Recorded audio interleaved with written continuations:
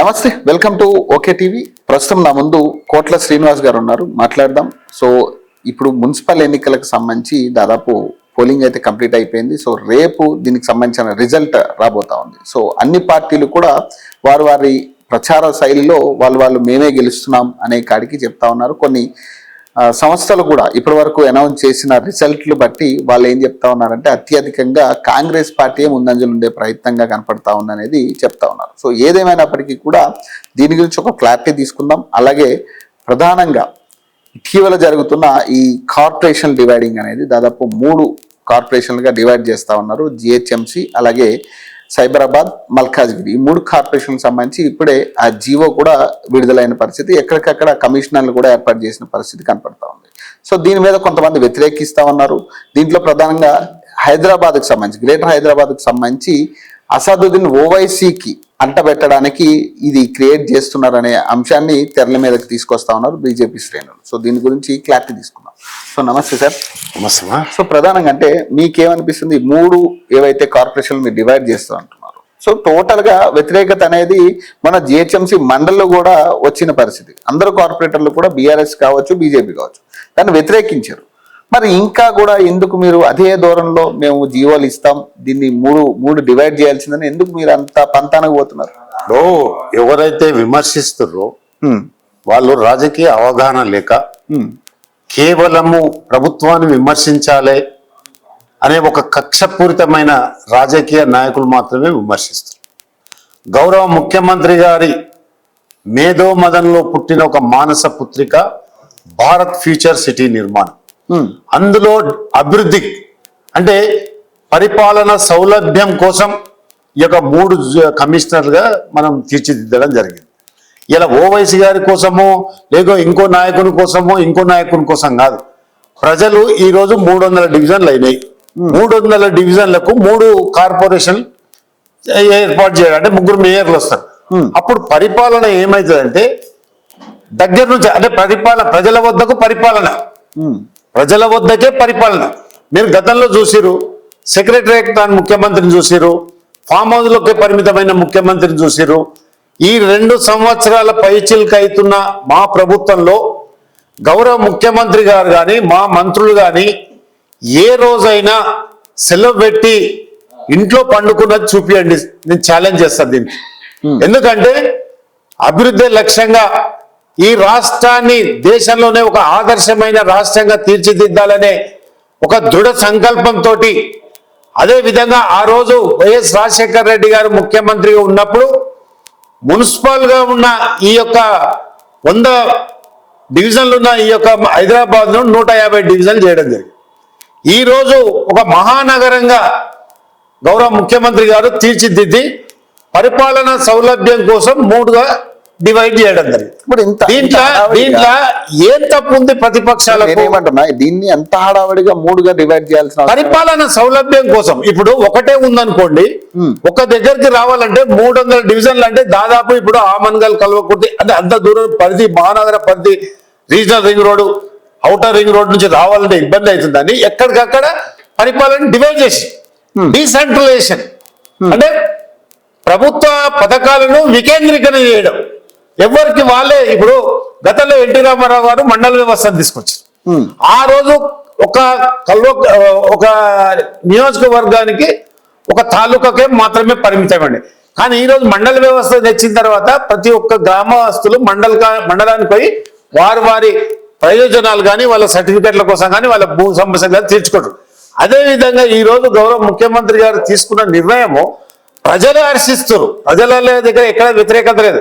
కానీ కొంత కుహన రాజకీయ నాయకులు పనిగట్టుకొని ఇలా టీఆర్ఎస్ హరీష్ రావు గారు కావచ్చు, కేటీఆర్ కావచ్చు, అదే విధంగా కిషన్ రెడ్డి గారు కావచ్చు, బండి సంజయ్ కావచ్చు, గుండు అరవింద్ కావచ్చు, వీళ్ళు మాత్రమే విమర్శిస్తున్నారు రాజకీయ కోణంలో.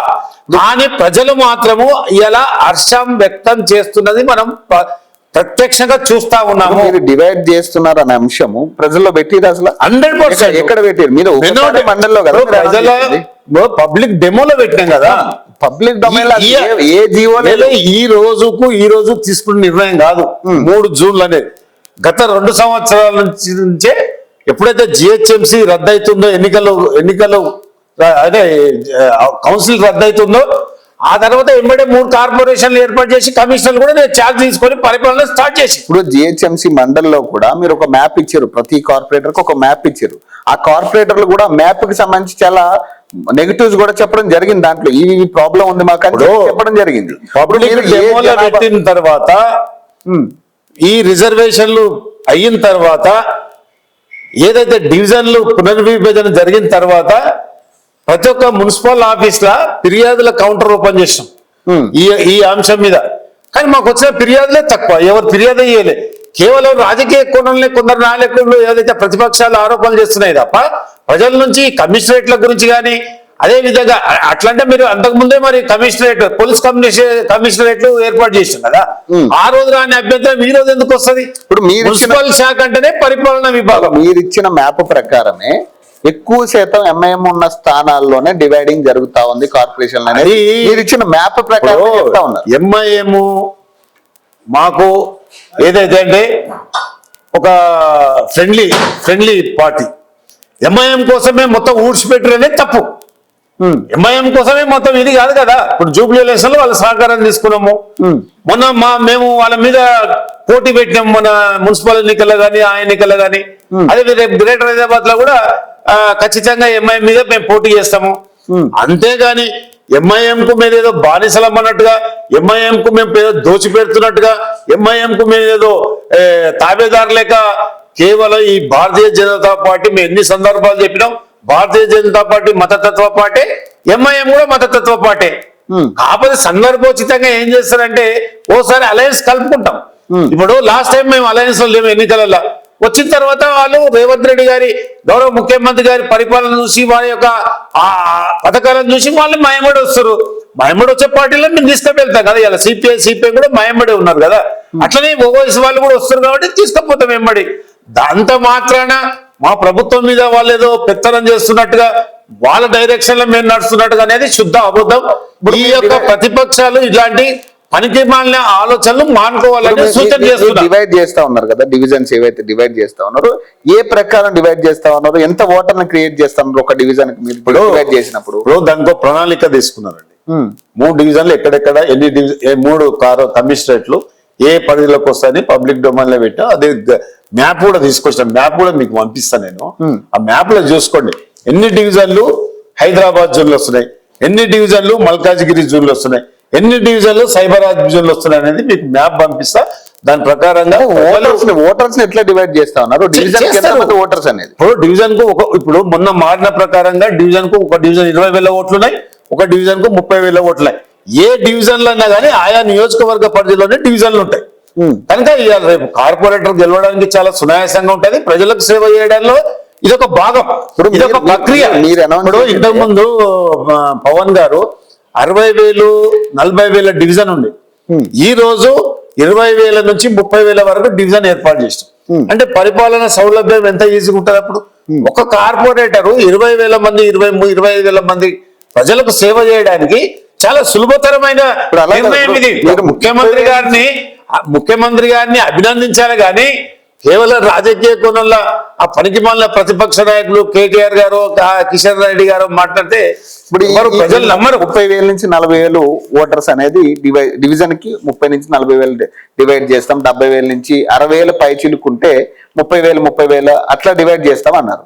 కానీ ఇప్పుడు ఉన్న పరిస్థితుల్లో దాదాపు 40,000 ఉన్న వార్డులు కూడా 20,000 డివైడ్ చేస్తారు. సవరిస్తారు, ఇంకా సవరించే పక్క ఇంకా ఇప్పుడు నిన్ననే కౌన్సిల్ అయిపోయింది, రద్దు అయిపోయింది. ఇది కూడా వ్యతిరేకతలో భాగం. వ్యతిరేకం అస్సలు లేదండి. కాంగ్రెస్ పార్టీ పైన ఈ కార్పొరేషన్లు 3 డివిజన్ల పైన ఇలాంటి ప్రజల వ్యతిరేకత లేదు. కేవలము విషము చిమ్ముతున్న టిఆర్ఎస్ నాయకులకు వ్యతిరేకంగా కనబడుతుంది, మతం చిమ్ముతున్న కిషన్ రెడ్డి గారికి వ్యతిరేకత కనబడుతుంది. అంతకు మించి ప్రజలు ఈ 3 కార్పొరేషన్ మీద హర్షం వ్యక్తం చేస్తారు. ప్రజలకు నేను 3 ఆఫీస్ కాడిపోతే ఆ పరిధిలో ఉన్న ప్రజలు వచ్చి ఈజీగా కమిషనర్ గారు కలిసి, డిప్యూటీ కమిషనర్ గారు కలిసి, లేకుంటే జోనల్ కమిషనర్ కలిసి వాళ్ళు తీసుకుపోతారు. అంటే వాళ్ళు సమస్యలను పరిష్కరించుకునే దిశగా ప్రయాణిస్తారు. కేవలం పార్టీలు మాత్రమే ఇది, అంతకంటే ప్రజలలో ఫర్ ఎగ్జాంపుల్ ఇప్పుడు హైదరాబాద్ జిహెచ్ఎంసీ ఉంది.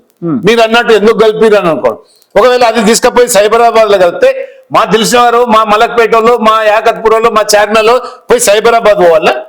ఇలా జిహెచ్ఎంసీ ఆఫీస్కి పోతారు, అదే ఉన్న ఓల్డ్ సిటీలో జూనియర్ ఆఫీసర్కి పోతారు. దీనివల్ల పరిపాలన సౌలభ్యం అవుతుందా అవుతలేదా?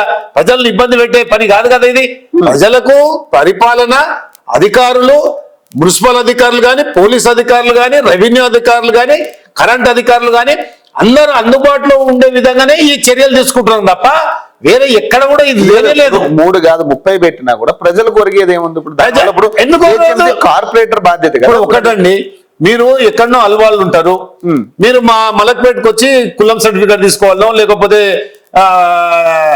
జిహెచ్ఎంసీ పర్మిషన్ తీసుకోవాలంటే మీకు అక్కడ జూన్ ఏర్పాటు చేసి అక్కడ పోయి తీసుకోవడం కరెక్టా? లేకపోతే మా దగ్గరకు రావడము ఒక 3 గంటలు ప్రయాణం చేసి మళ్ళీ 3 గంటలు కూడా ఇబ్బందా? అంటే ప్రజలను ఇబ్బంది పెడితే మంచోళ్ళు లేకపోతే చెడ్డోళ్ళ? ప్రజలను ఎప్పుడు కూడా ఇబ్బందికి గురి కావద్దు. ఎక్కడ ప్రజలు అక్కడ పరిపాలనను అనుభవించాలి. పరిపాలన సౌలభ్యం కోసము మళ్ళీ పదే చెప్తున్నా, పరిపాలన సౌలభ్యం కోసమే ఎప్పుడైతే గతంలో ఎన్టీ రామారావు గారు పెట్టారు ఏది ప్రజల దగ్గరికి పాలన అని, ఈ రోజు అదే సిస్టమ్ ఇలా ప్రజల వద్దకు పాలన అవుతుంది. గతంలో గడీల పరిపాలన కానీ, సెక్రటరేట్ కానీ, ముఖ్యమంత్రి కానీ, ప్రగతి భవన్ కు గతంలో ముఖ్యమంత్రి ఎక్కడ కనబడేదండి? నమస్తే తెలంగాణలో పత్రికల్ని కనబడేది. కానీ ఇలా మా ముఖ్యమంత్రి ఎక్కడ కనబడుతున్నాండి? ఇలా పరిశ్రమలు తేవడంలో కానీ, భారత్ ఫ్యూచర్ సిటీ నిర్మాణంలో కానీ, ప్రజల మధ్యన మీరు చూసిరు నిన్న మన మున్సిపల్ ఎన్నికల్లో ఎట్లా తిరిగిండు. ప్రతి జిల్లాకు పోయి ఏ రకంగా అయితే మనం 2 సంవత్సరాలు ఏం చేసినాము అని ఛాలెంజ్ విసిరిచ్చిన రేవంత్ రెడ్డి గారు ఒక శిఖరం లాంటి ముఖ్యమంత్రిని పట్టుకొని ప్రతిపక్షాల అనవసరంగా రాద్ధాంతం చేస్తున్నారు తప్ప ఇందులో ఏ విషయం ఇంకొక నెగిటివ్ కోణం కూడా కనబడతా ఉంది. ఇప్పుడు ఏదైతే ప్రచారాలు చేసిండో జిల్లా వారీగా ముఖ్యమంత్రి, ఎక్కడా కూడా ప్రజలకు సంబంధించిన హామీ ఒక్కటి కూడా కొత్త హామీలు ఇచ్చిన పరిస్థితి లేదు, కొత్త హామీల గురించి చెప్పిన పరిస్థితి లేదు, రైతు రుణమాఫీకి సంబంధించి మాట్లాడిన పరిస్థితి లేదు, రైతుకి ఏదైతే రైతు బంధు ఇస్తానన్నాడు దానికి సంబంధించిన క్లారిటీ ఇవ్వలేదు, 2500 గురించి క్లారిటీ ఇవ్వలేదు అనే మాటలు కూడా వస్తా ఉన్నాడు. 2 సంవత్సరాల నుంచి కొత్త హామీలు ఇవ్వాలంటే ఎన్నికల కోడ్ ఉంటుంది. గత 2 సంవత్సరాలుగా మేము ఏం చేసినాం? ఎన్ని వేల ఉద్యోగాలు ఇచ్చినాం, ఎల్బీ స్టేడియం సాక్షిగా రైతు బంధు ఇచ్చినాం, రైతు రుణమాఫీ చేసినాం, టిఎస్పిసిని ప్రక్షాళన చేసినాం. అదే విధంగా గృహలక్ష్మి మహిళలకు ఎన్నో రకాలుగా మిర్యాలగూడ సభలో స్పష్టంగా, అంటే చిన్న పిల్లోని కూడా అర్థమయ్యేలాగా, ఒక 7th క్లాసు 6th క్లాస్ పిల్లగాని కూడా అర్థమయ్యేలాగా వివరించిన ముఖ్యమంత్రి రేవంత్ రెడ్డి గారు కాదా అని సందర్భంగా అడగదలుచుకో. అలాంటిది కొంతమంది ఏం చేస్తారంటే అది మంచిది అయినా సరే లోపల కడుపులో విషం పెట్టుకొని తిట్టాలి, ఏదైనా ఒకటి రాజకీయ విమర్శ చేయాలని. దాదాపు 18 అంశాలు క్షుణ్ణంగా అటు మిర్యాలగూడలనే కానివ్వండి, అటు కరీంనగర్నే కానీ, అటు చొప్పదండులనే కానివ్వండి, ఇంకో దగ్గరనే కానీ ప్రభుత్వం ఏం చేసింది, గతంలో ఏం చేసింది, ఇప్పుడు 2 సంవత్సరాల నుంచి ఏం చేసింది అనేది స్పష్టంగా వివరించిన ముఖ్యమంత్రిని ఈ టిఆర్ఎస్ నాయకులకు అదేవిధంగా బీజేపీ నాయకులకు ఎట్లా నోర్లు వస్తున్నాయో ఆ నోర్లు పాడగాను ఇష్టం వచ్చినట్టు మాట్లాడుతాడు. ఇప్పుడు మహిళలకు 2500 పెన్షన్ 2500 ఇస్తానన్న దాని గురించి ఇప్పుడు వివేక్ వెంకటస్వామిని ఒక మహిళ అడిగింది. సో ఆ వీడియో కూడా మీరు చూసే ఉంటారు. ఆయన చాలా క్లారిటీగా ఒక విషయం చెప్పిండు. ఆయన 800 ఏమో కరెంటు బిల్, ఇప్పుడు ఏదైతే 200 యూనిట్లు 800 అవుతుంది, బస్ ఛార్జీలు 500 అవుతుంది, మీకు సన్న బియ్యం 2500 అవుతుంది. అలా చూసుకున్నా కూడా 2500 కంటే ఎక్కువ ఇస్తున్నాం కదా అనే కాడికి మాట్లాడుతాను. అంటే ఇక 2500 ఇవ్వననే కదా అర్థం. అట్లా ఏం లేదు. సరే, ఆ సందర్భం ఏందో నేను అంత గమనించలేదు. ముఖ్యమంత్రి గారికి మా మంత్రి మండలికి స్పష్టంగా ఒక అవగాహన ఉంది. ఏదైతే మేనిఫెస్టోలో పెట్టినామో అన్ని గ్యారంటీలను మేనిఫెస్టోలో పెట్టి పొందుపరిచిన అంశాలన్నీ కూడా ప్రజలకు చేరవేసే విధంగా దశల వారీగా ఒక్కొక్కటి చేసుకొస్తున్నాం. అదే విధంగా ఇలా పరిపాలన సౌలభ్యం కోసం కమిషన్ ఏర్పాటు చేసినాం. ఇదే ఎల్బీ స్టేడియం సాక్షిగా ఏదో ఉద్యోగాలు ఇచ్చినాం, రైతు రుణమాఫీ చేసినాం, రైతు బంధు చేసినాము. అదే విధంగా జాబ్ క్యాలెండర్ విడుదల చేసినాము. గ్రూప్ 1 పరీక్షలు మరి 13 సంవత్సరాల నుంచి గ్రూప్ 1 పరీక్షలు ఎక్కువ నిర్వహించారు. కానీ 10 నెలల్లో ముఖ్యమంత్రి గారు మరి గ్రూప్ 1 పరీక్షలు నిర్వహించి ఫలితాలను ఈ రోజు ఆర్టీసీలో ఎన్నో దీర్ఘకాలికంగా ఉన్న ఉద్యోగాలను కూడా భర్తీ చేసినాం కదా. మరి అది ఎందుకు అడుగుతలేరు? ఇలా ఆర్టీసీలో ఉన్న ఉద్యోగాలను భర్తీ, ఆర్టీసీ సింగరేణిలో ఉన్న ఉద్యోగాలు భర్తీ చేస్తారు. సోనియా గాంధీ గారు, పెద్దలు సోనియా గాంధీ గారు నీళ్లు నిధులు నియామకాల ట్యాగ్ లైన్నే మీదనే తెలంగాణ ఏర్పడ్డది. తెలంగాణ ఇచ్చిన తల్లి సోనియా గాంధీ. ఆ ట్యాగ్ లైనే గత దరిద్ర ప్రభుత్వం తుంగలో తొక్కింది.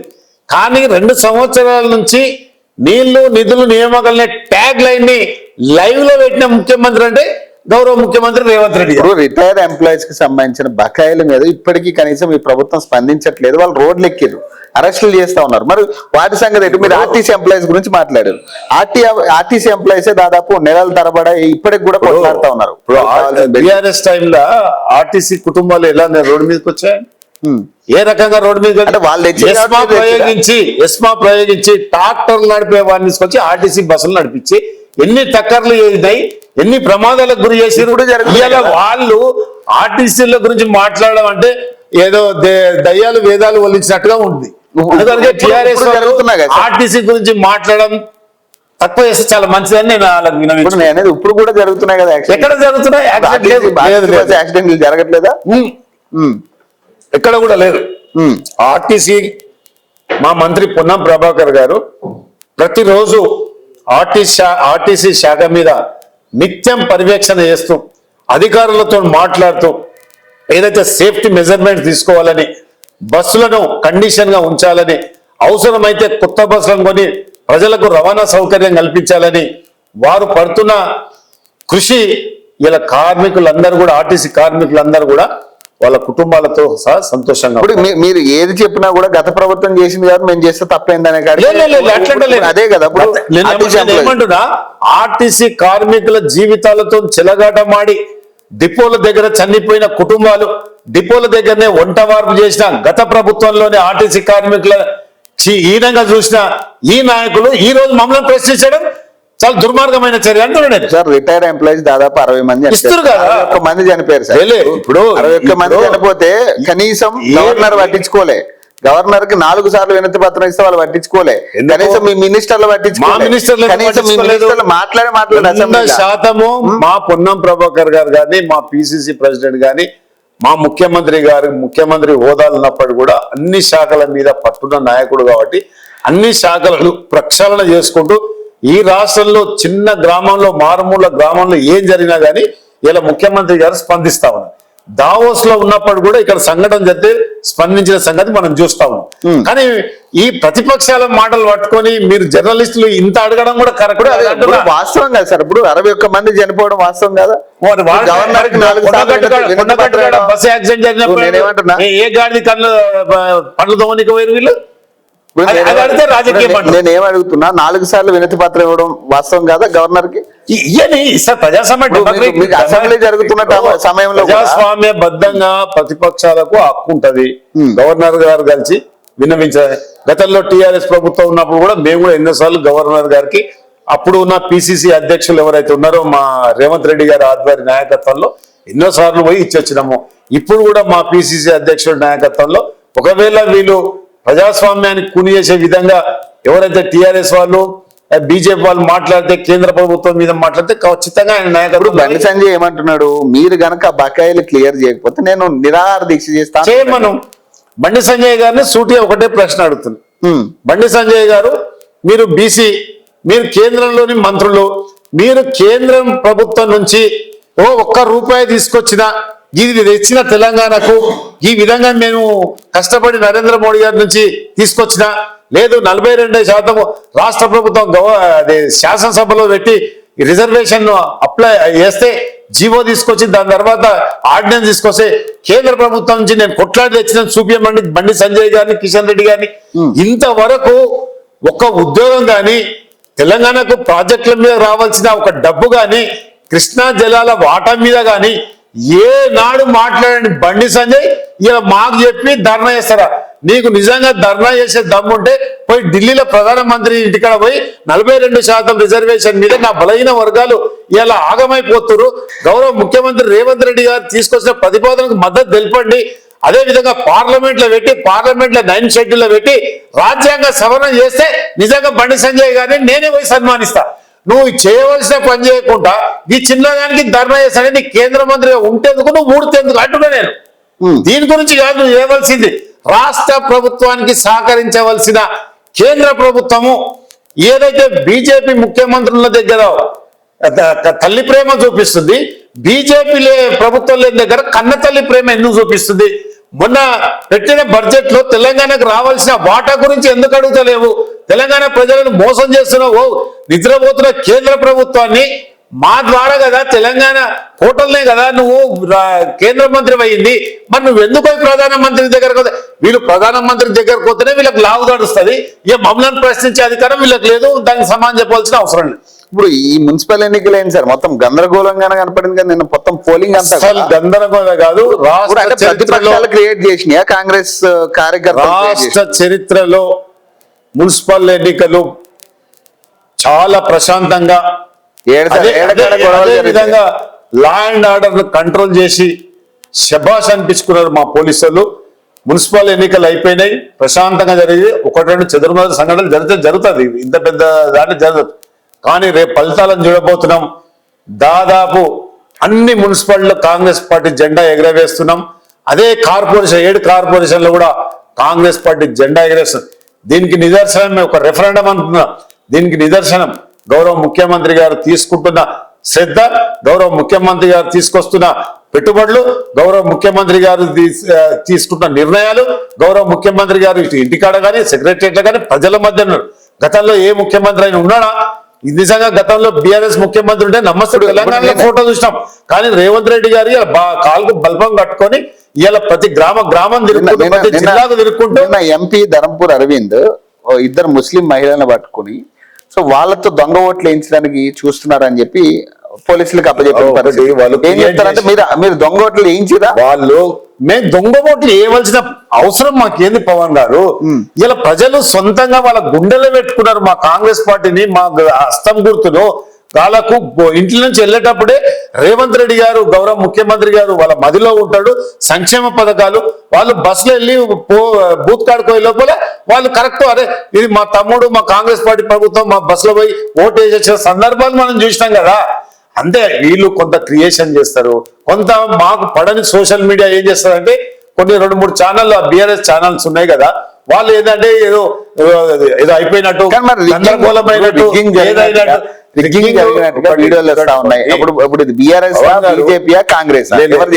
వాళ్ళు చేసి ఉంటారు. మాకు రిగ్గింగ్ చేయవలసిన అవసరము లేదు. ప్రజలు మా వైపున్నారు, మా సంక్షేమ పథకాలు ఉన్నాయి, మా పరిపాలన ఒక్కటేనండి. ఈ దాదాపు 26 నెలలు అవుతుంది మా ప్రభుత్వం వచ్చిన తర్వాత. ముఖ్యమంత్రి గారు కానీ, మా మంత్రి మండలి కానీ, మా ఎమ్మెల్యేలు కానీ, మా పార్లమెంట్ సభ్యులు కానీ, మా రాజ్యసభ సభ్యులు కానీ, మా కార్యకర్తలు కానీ, మా కార్పొరేషన్ చైర్మన్ కానీ, మా లాంటి చైర్మన్లు కానీ ఎవరన్నా ఇళ్లలో నిద్రపోతారా? కేవలం ప్రజా సంక్షేమానికి నిద్రపోతారు. ప్రజా సంక్షేమే ధ్యేయంగా ఇలా పనిచేస్తారు. ఇలా సన్నబియ్యం ఎక్కడి నుంచి ఇచ్చిరండి? ఇలా ప్రజలను ఏ విధంగా ఆదుకుంటున్నాం? ఇవాళ ప్రజలు ఎవరి వైపు? అందులో ఎంత వాట ఇప్పుడు మీరు ఇచ్చే సన్నబియ్యంలో ఎంత వాట కేంద్ర ప్రభుత్వం వాట ఎంత? అది కూడా సమాధానం చెప్పాలి. చెప్పుకోమని మనదే కాదు కదా, బీజేపీ వాళ్ళని చెప్పుకోమను.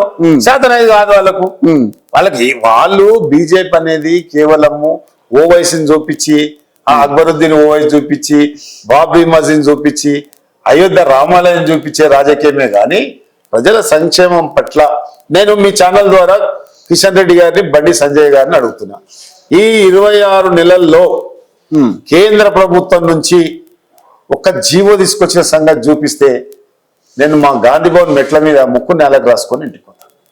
ఇలా మా టైగర్ రేవంత్ రెడ్డి గారు ఎన్ని జీవోలు ఇచ్చారు ప్రజల కోసము, ఎన్ని పథకాలు తీసుకొచ్చారు ప్రజల కోసం, ఏ రకంగా అభివృద్ధి చేస్తారు ప్రజల కోసం, ఏ రకంగా నిద్రలేని రాత్రులు గడుపుతున్నారు మా ప్రభుత్వం అని ఇలా నేను స్పష్టంగా చేయగలను.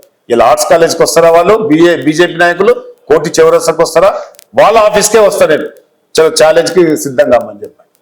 ఎందుకు మాట్లాడతారండి? మతోన్మాద శక్తులు ఎప్పుడు కూడా ఈ లౌకిక పునాదులను కదిలించలేవు. ఇప్పుడు రేవంత్ ఉద్దీన్ మార్చుకోమంటుంది కదా, మా ముఖ్యమంత్రి వెల్కమ్ చెప్పిండు కదా. మార్చుకుంటారా? ఎందుకు మార్చుకుంటామండి? ఒక్కొక్క మతంలో రేవంత్ రెడ్డి గారు నాకు గుర్తుపెట్టుకొని, నా బీసీలలో మా రేవంత్ రెడ్డి గారు, నా ఎస్సీలో రేవంత్ రెడ్డి గారు, నా ఎస్టీలో రేవంత్ రెడ్డి గారు, నా మైనార్టీలో రేవంత్ రెడ్డి గారు. రెడ్ ఎట్లా అయితే అవ్వదు కదా, వాళ్ళు అన్వయించుకున్నారు. ఇలా మేము మునూరు కాపులం అండి, మేము కూడా మునూరు కాపని పెడతాము, రేవంత్ కాపని పెడతాము. తప్పేముంది? మాకు చేస్తున్న సంక్షేమానికి, మా కమ్యూనిటీకి ఏ రకంగా ప్రాధాన్యత ఇస్తుండో, ఏ రకంగా మనం రాజకీయ ప్రాధాన్యత ఇస్తున్న దానికి మేము రేవంత్ కాపని పెట్టుకుంటాము. దాన్ని ఆయన ఆస్వాదించిండు. ముఖ్యమంత్రి గారు రేవంత్ రెడ్డి అనగానే ఏదో కోపపడలే, దాన్ని ఆస్వాదించిండు. ఏ రకంగా అయితే బొమ్మ మహేష్ కుమార్ గౌడ్ గారు మా పిసిసి అధ్యక్షులు రేవంత్ గౌడ్ అన్నారు, అదే విధంగా యాదవ్ అన్నారు, అదే విధంగా ముదిరాజ్ అన్నారు, అదే విధంగా మేము ఇలా కాపు అంటున్నాము, అదే విధంగా రేవంత్ రెడ్డి అంటే కూడా ఆయన అన్వయించుకున్నాడు. దానికి ఎక్కడికో బేసిజాలలో కోలే తప్పు కూడా పట్టలే. అంటే అన్ని కులాలలో రేవంత్ రెడ్డి గారు ఉన్నారు. మాదిగ కులానికి రేవంత్ రెడ్డి గారు ఉన్నారు, మాదిగ కులానికి రేవంత్ రెడ్డి గారు ఉన్నారు, ముద్రాజులకు ఉన్నారు, సాకలికి ఉన్నారు, అన్నిట్లో రేవంత్ రెడ్డి గారు కనిపిస్తుంది. ఇలా 130 కులాలు ఉంటే 130 కులాల ప్రతినిధి రేవంత్ రెడ్డి గారు. ఇప్పుడు మీరు తెలంగాణకి సోనియా గాంధీని తల్లిగా చూపించే ప్రయత్నం జరుగుతా ఉంది. జాతిపిత అనుకుంటే తప్పే ఉంది. జాతిపిత కాదు, జాతిపిత అంటే ఒక మహాత్మా గాంధీ మద్యం స్వీకరించలే, మందు స్వీకరించలే, మాంసం స్వీకరించలే, కేవలం శాకాహారిగా ఉండి ఒక పోరాటం చేసి స్వతంత్రం తెచ్చి.